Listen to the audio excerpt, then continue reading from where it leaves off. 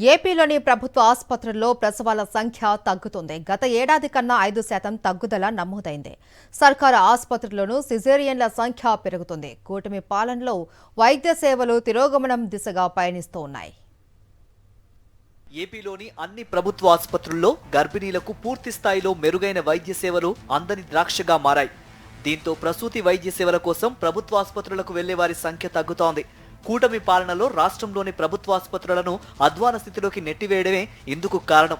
Village clinic నుంచి బోధనాసుపత్రుల వరకు అన్ని స్థాయిల్లో మందులు, సర్జికల్స్ కొరత వేధిస్తోంది.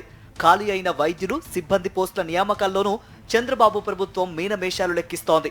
ఈ నేపథ్యంలో ప్రభుత్వ ఆసుపత్రుల్లో సేవలు గతంతో పోలిస్తే దారుణంగా మారిపోయాయి. కీలకమైన ప్రసూతి సేవలు 2023-24తో పోలిస్తే ప్రస్తుతం తిరోగమనంలో ఉన్నాయి.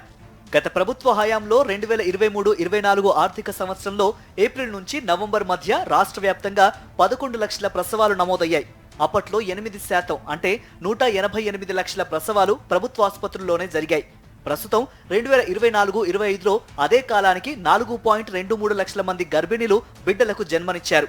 గత ఆర్థిక సంవత్సరంతో పోలిస్తే ప్రస్తుతం ప్రసవాల సంఖ్య పెరిగింది. కానీ ప్రభుత్వ ఆసుపత్రుల్లో ప్రసవాలు మాత్రం 40.31% నమోదయ్యాయి. మిగిలినవన్నీ ప్రైవేటు ఆసుపత్రుల్లోనే జరిగినట్టు తెలిసింది. ఈ లెక్కన 5% వరకు ప్రభుత్వ ఆసుపత్రుల్లో ప్రసవాలు తగ్గాయి.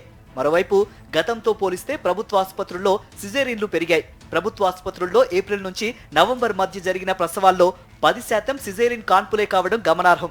ప్రైవేటు ఆసుపత్రుల్లోనూ గతంతో పోలిస్తే 4% మేర సిజేరియన్ కాన్పులు పెరగడం ఆందోళన కలిగించే విషయం. జిల్లాల వారీగా ప్రభుత్వ ఆసుపత్రుల్లో ప్రసవాల తగ్గుదలను పరిశీలిస్తే అనకాపల్లి, ఎన్టీఆర్ జిల్లాల్లో దారుణంగా తగ్గుదల నమోదైంది. అనకాపల్లి జిల్లాలో ఏకంగా 14% మేర ప్రభుత్వ ఆసుపత్రుల్లో ప్రసవాలు తగ్గాయి. ఎన్టీఆర్ జిల్లాలోనూ ఏకంగా 12.9% మేర ప్రభుత్వ ఆసుపత్రుల్లో ప్రసవాలు తగ్గాయి. కూటమి పాలనలో వైద్య సేవలు తిరోగమనం దిశగా పయనిస్తూ ఉండడంతో ఆంధ్రప్రదేశ్లోని ప్రభుత్వ ఆసుపత్రుల్లో ప్రసవాల సంఖ్య తగ్గుతోంది.